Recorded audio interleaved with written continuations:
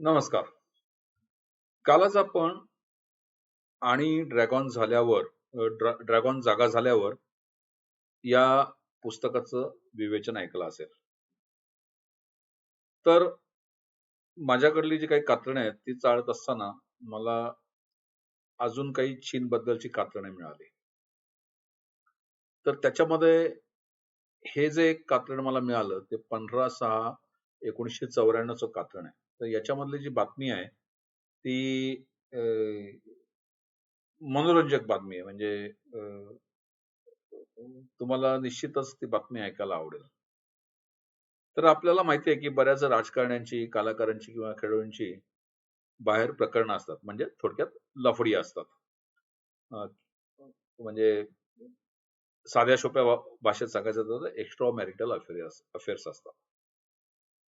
असा सार्वत्रिक समज किंवा गैरसमज आहे.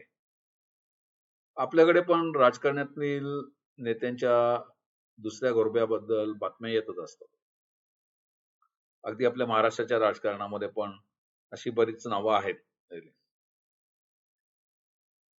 काही छोट्या-मोठ्या नेत्यांची अशी प्रकरणं बाहेर आली, तर विशेष काही फरक पडत नाही. कदाचित त्या नेत्याची राजकीय कारकीर्द संपते किंवा संपू शकते. मात्र काही नेते असे असतात, की ज्यांची अशी कुलंगडी बाहेर आली, तर त्याचा पूर्ण देशावर काय, जगावर पण परिणाम होऊ शकतो. म्हणजे जर तुम्हाला माहिती असेल 99 साली अ, क्लिंटनच्या बाबतीत ही घटना घडलेली होती. की त्याचं ते मोनिका लेविन्स्की बरोबरचं प्रकरण बाहेर आलेलं होतं आणि त्याच्यामधनं बराच गदारोळ माजलेला होता. तर तसंच 15/6/1994 सदरामध्ये लता राजे यांनी चीन मधल्या एका सुप्रसिद्ध नेत्याच्या एक्स्ट्रा मॅरिटल अफेअर बद्दल किंवा बाहेरच्या प्रकरणाबद्दल भाष्य केलेलं आहे किंवा त्याची माहिती दिलेली आहे. तर चीनचे भूतपूर्व पंतप्रधान झाऊ एनलाय यांचे एका उद्योगपतीच्या मुलीबरोबर विवाहबाह्य संबंध होते आणि या संबंधातून त्यांना एक मुलगी झाली. झाऊनी त्या मुलीची आणि आईची काळजी घेतली, मात्र तिचं पितृत्व अधिकृतपणे कधीही स्वीकारलं नाही. या मुलीचं नाव आय बेई. पुन्हा एकदा उच्चार करतो. आय बेई. 1989 पासून ती अमेरिकेत स्थायिक झाली आणि तिनं it is hard to call him daddy हे पुस्तक लिहिलं. यावरून तेव्हा चीनमध्ये खूप खळबळ माजली होती. कारण तेव्हाचे पंतप्रधान ली पेंग हे झाऊ एनलाय यांचे दत्तक पुत्र होते. झाऊचे प्रतिमाभंजन चीनी कम्युनिस्ट पक्षाला रुचण्यासारखं नव्हतं. पण शेवटी कधीतरी सत्य बाहेर येतच. तर या कातळामध्ये मला असा पण उल्लेख मिळाला, की झाऊचं हे प्रकरण जेव्हा झालं आणि त्यांच्या पत्नीला जेव्हा हे प्रकरण कळलं, तेव्हा ती खरं तर घटस्फोट घेणार होती. मात्र चीनचा सर्वोच्च नेता जो होता तेव्हाचा माओ, त्यांनी तिला तसं करू दिलं नाही. याचं कारण हेच होतं, की पक्षाचं प्रतिमाभंजन होऊ नये किंवा पक्षामध्ये चुकीचा संदेश जाऊ नये म्हणून. आणि त्याच्यामुळे तेव्हा हा घटस्फोट झाला नाही आणि जाऊचं उरलेलं वैवाहिक आयुष्य त्या पत्नीबरोबर सुरळीत चालू राहिलं आणि पुढे त्यांनी अ, जसं मी मगाशी म्हटलं अ, अ, अ, दत्तक घेतला ली पेंग यांना आणि त्यांचं संगोपन केलं आणि ली पेंग हे पुढले पंतप्रधान झाले. तर अगदी झाऊ गेल्यानंतर सुद्धा म्हणजे आता या प्रकरणाला साधारणपणे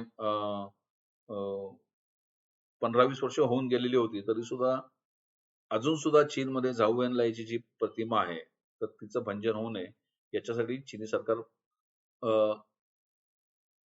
इरेसरीने प्रयत्न करतं असं दिसून आलं. अर्थात ही 1994 सालची घटना आहे. तर आपल्याकडे पण अजून अशी काही बरीच सत्य बाहेर यायची आहेत. त्याशिवाय देशाला खरा इतिहास कळणार नाही.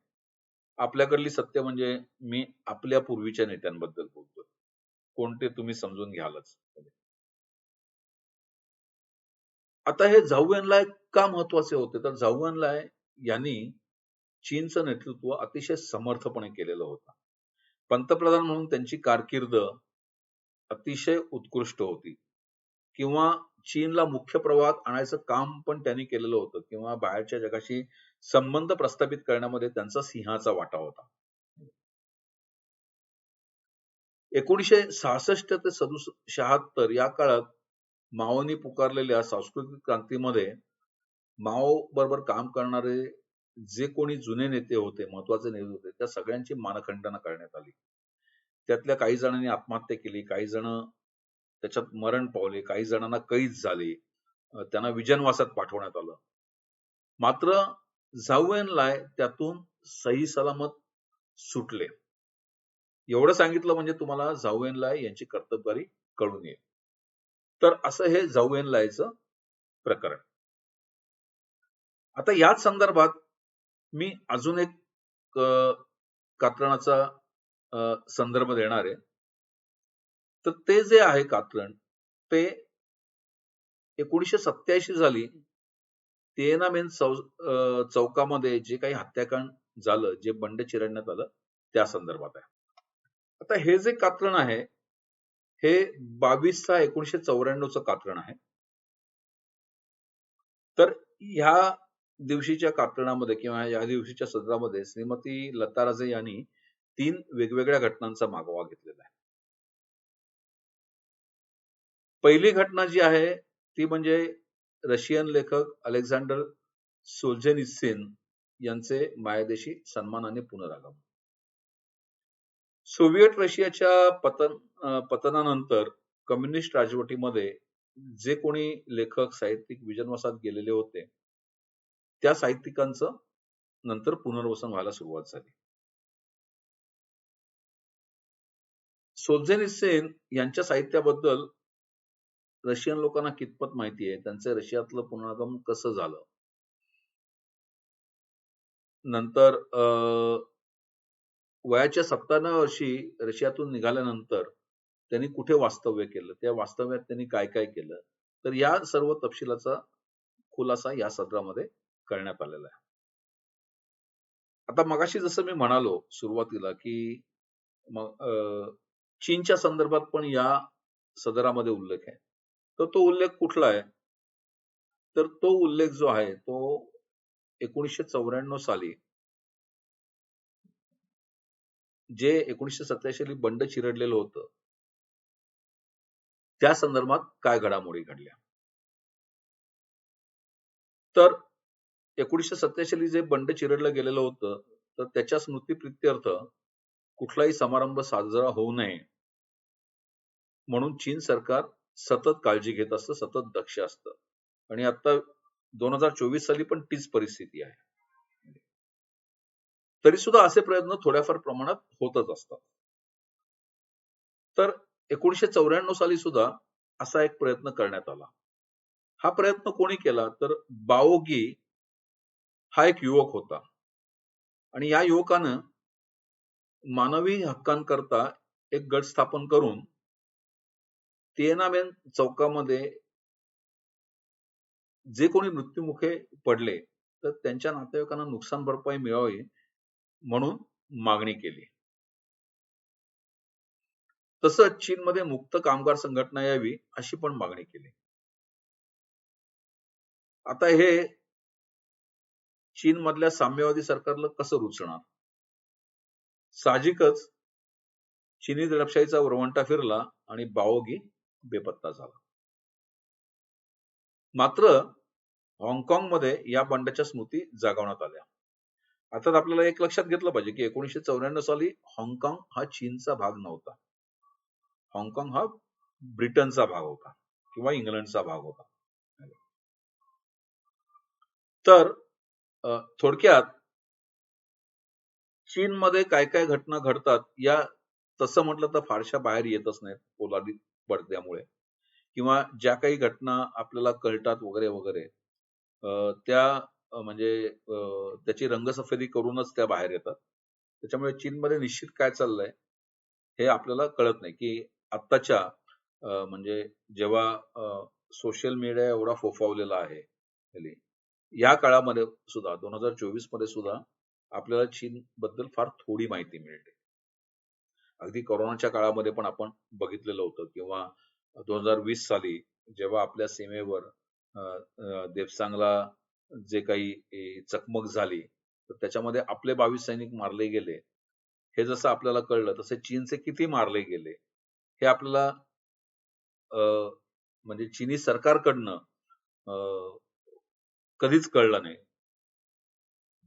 म्हणजे थोडक्यात काय तर चीनमध्ये गोष्टी लपवणं हे अजून सुद्धा चालू आहे. ही पकड आहे. तर अशी ही 2 सदर चीनच्या संदर्भातले.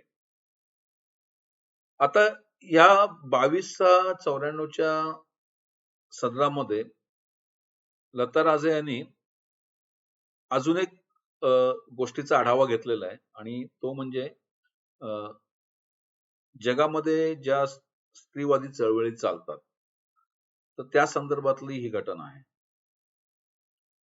तर विरॅगो ही इंग्लंडमधली स्त्रिया आणि स्त्रियांसाठी चालवलेलं प्रकाशन संस्था. या संस्थेची स्थापना 1973 साली झाली. मात्र 1994 साली ही संस्था आर्थिक संकटात सापडली. यातील सर्वात महत्वाची बाब म्हणजे बऱ्याच प्रसिद्ध स्त्री लेखिका स्वतःला या संस्थेपासून दूर ठेवत होत्या. याचं कारण काय तर आपल्यावर फेमिनिस्ट हा शिक्का बसून आपला वाचक वर्ग कमी होऊ नये म्हणून. म्हणजे थोडक्यात की स्त्रीवादी चळवळींना स्त्रियांचाच कितपत पाठिंबा मिळतो हे या घटनेतून स्पष्ट होतं. आता ती म्हणजे जेव्हा मी गुगलवर शोधलं तर ही विरॅगो संस्था ही अजून पण चालू आहे आणि त्यांचा पसारा आता वाढलेला आहे. म्हणजे तर इच्छुकांनी जरूर या संस्थेबद्दलची माहिती काढावी.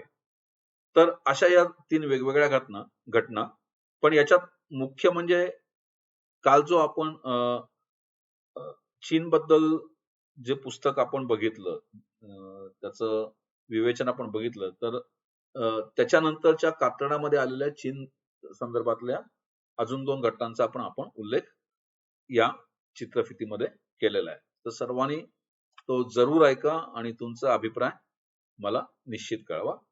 धन्यवाद.